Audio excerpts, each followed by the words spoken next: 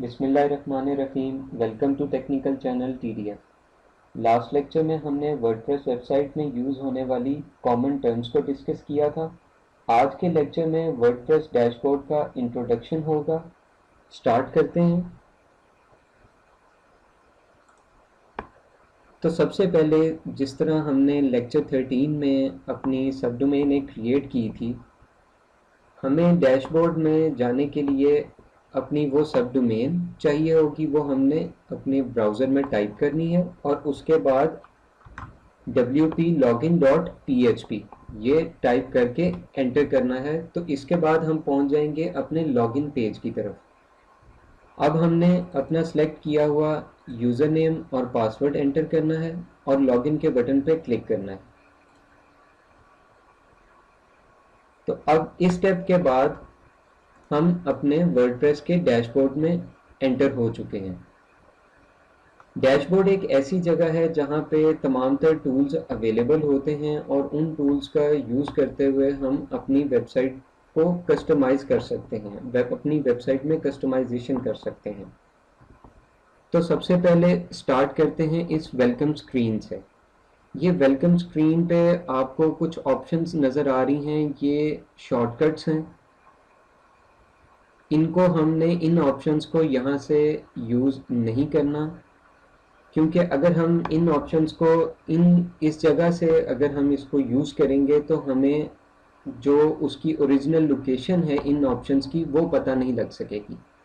तो हम इसको यहाँ से डिसमिस कर देंगे।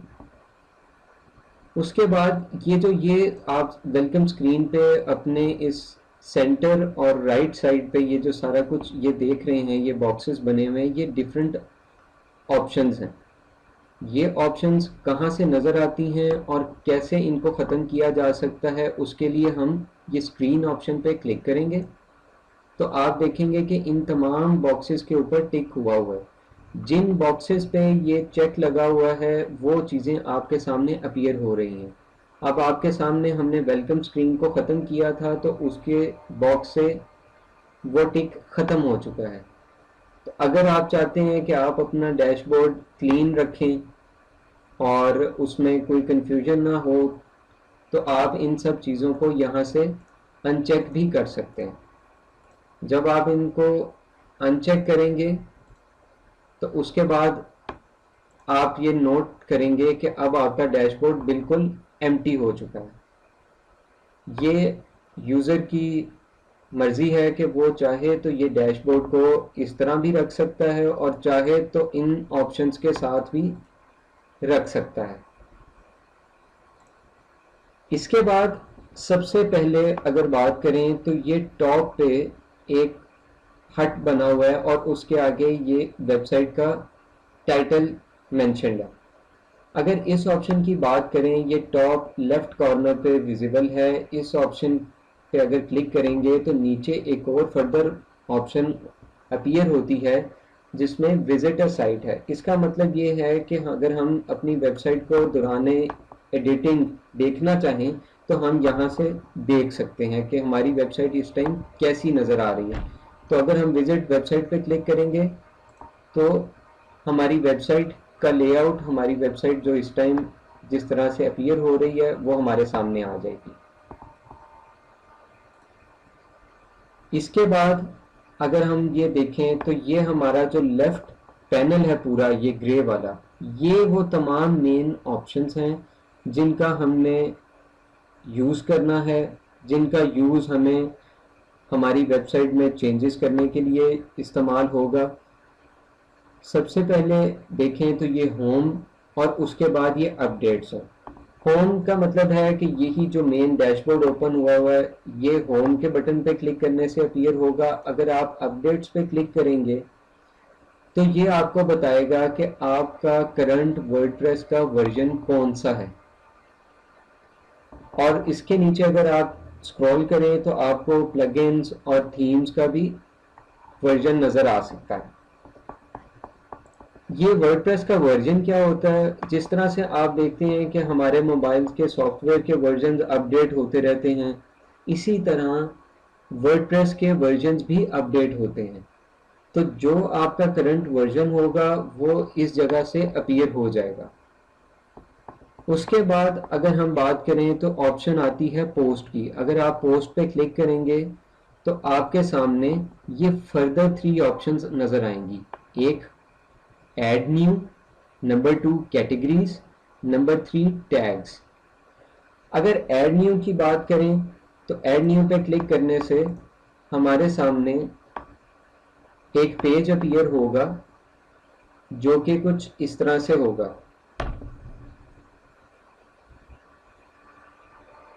अब आप देख सकते हैं कि इसमें हमें टाइटल और डिस्क्रिप्शन ऐड करने की ऑप्शन हमारे सामने अवेलेबल है। ये इस ऑप्शन को यूज़ करते हुए हम एक पोस्ट क्रिएट करते हैं।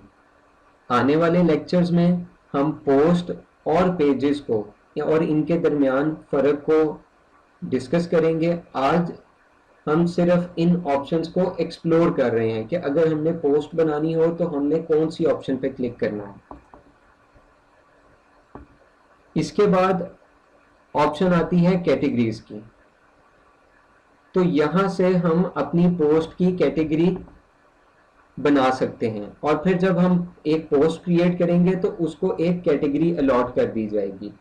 ये भी हम इंशाल्लाह ताला डिस्कस करेंगे आने वाले लेक्चर्स में।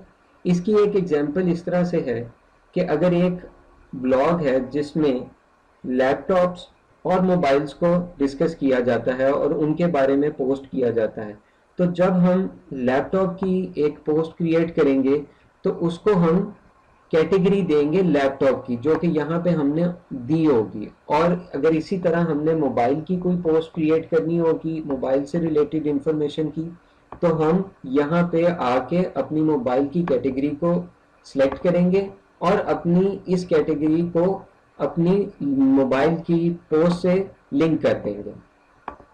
तो ये मेन एक इसका फीचर होता है, फंक्शन होता है कैटेगरीज का, ताकि आपकी तमाम तर पोस्ट एक तरतीब के साथ नज़र आ सकें। एक ऑर्गेनाइज्ड वे में आपकी तमाम पोस्ट यहाँ पे आपको नज़र आ सकें। इसके बाद टैग्स।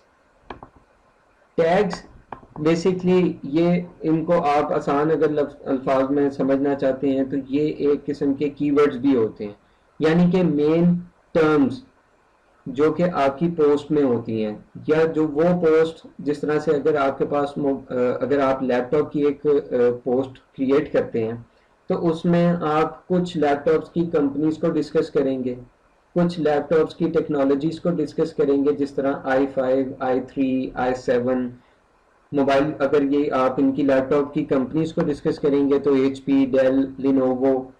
तो जब आप अपनी इस तरह की एक पोस्ट क्रिएट करेंगे तो इनके नीचे ये चंद अल्फाज जिनको हम टैग्स कहते हैं, ये शॉर्ट टर्म्स होती हैं जो कि आपकी पोस्ट से रिलेटेड होती हैं, वो हम ऐड कर देंगे ताकि जब भी कोई लैपटॉप HP लैपटॉप को सर्च करे तो हमारी पोस्ट आ जाए। अगर कोई i3 वर्जन के लैपटॉप्स को सिलेक्ट करना चाहता है, ये सर्च करता है, तो हमारी पोस्ट उसके सामने आ जाए। ये बड़ी हेल्पफुल एक फीचर है और इसको हम टैग्स कहते हैं। टैग्स के बाद मीडिया की ऑप्शन है। अगर आप मीडिया की ऑप्शन पे क्लिक करें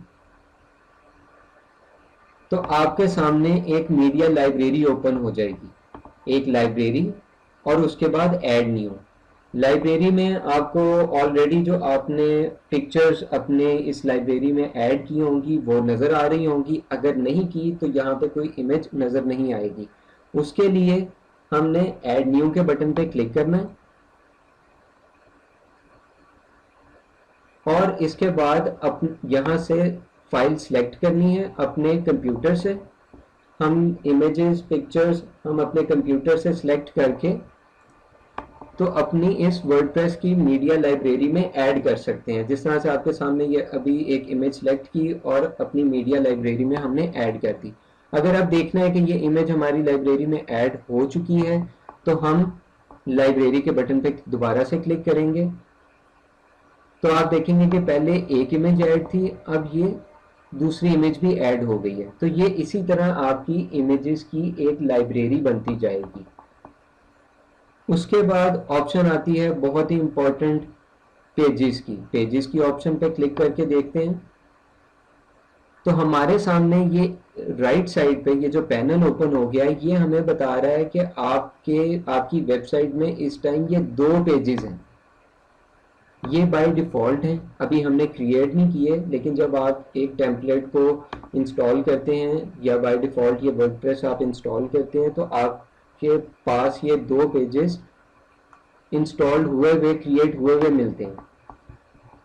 अब एक पेज जो प्राइवेसी पॉलिसी है इसके आगे ड्राफ्ट लिखा हुआ है, इसका मतलब है कि ये अभी पब्लिश नहीं हुआ।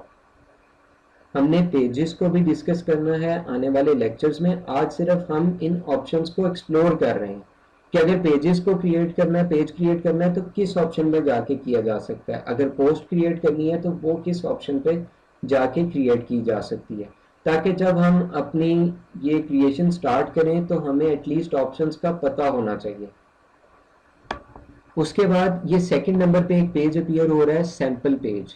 ये भी आपको बताया है कि ये बाय डिफ़ॉल्ट इसके अंदर क्रिएट हुआ था। अगर आप चाहते हैं कि आपने न्यू पेज सेलेक्ट करना है, न्यू पेज क्रिएट करना है, तो आपके पास 2 ऑप्शंस हैं। या तो ये सबसे ऊपर एक पेजेस के आगे एक बटन आ रहा है, अपीयर हो रहा है ऐड न्यू का, या तो आप इस पे क्लिक कर लें, या फिर ये पेजेस के नीचे भी एक ऐड न्यू की ऑप्शन है, इस पे भी क्लिक कर सकते हैं। दोनों का फंक्शन एक ही है। तो ऐड न्यू के बटन पे अगर आप क्लिक करेंगे तो आप इसी तरह जिस तरह से अभी आपने पोस्ट का एक पेज देखा था, इसी तरह एक पेज अपीयर हो जाएगा जिसमें आप टाइटल, डिस्क्रिप्शन और फर्दर डिटेल्स एंटर कर सकते हैं। इसके बाद कमेंट्स का एक ऑप्शन है। कमेंट्स, जब आपकी पोस्ट पे कोई कमेंट करता है तो वो कहाँ पे अपीयर होते हैं, वो कमेंट के इस ऑप्शन पे जब क्लिक करेंगे तो यहाँ पे हमें नजर आएगा कि हमारी वेबसाइट पे किस किस ने कमेंट किया और क्या कमेंट किया। अब जब हम ये कमेंट सेक्शन पे आएंगे तो आप ये कमेंट जो ऑलरेडी एक बाय डिफ़ॉल्ट हुआ है इस पे अगर आप अपना माउस लेके जाएं तो आपको ये देखें ये ऑप्शंस नजर आएंगी, अनअप्रूव, रिप्लाई, क्विक एडिट या एडिट कर दें, या इसको आप स्पैम डिक्लेयर कर दें, या आप इसको टोटली ट्रैश यानी कि डिलीट कर दें। तो इन ऑप्शंस का हम यूज यहाँ से कर सकते हैं। लेट्स से कि अगर कोई एब्यूजिव कमेंट हमारे ब्लॉग पे, हमारी पोस्ट पे कमेंट हो चुका है तो अब हमने उसको रिमूव करना है, तो हम कमेंट वाले इस ऑप्शन पे आएंगे और उसके बाद यहाँ से अपने उस एब्यूसिव कमेंट को तलाश करेंगे, सर्च करेंगे और उसके बाद यहाँ से या तो उसको ट्रैश कर दें या स्पैम कर दें या उसको हाइड कर दें यानी कि अनअप्रूव कर दें। तो ये ऑप्शंस यहाँ से सिलेक्ट हो सकते हैं।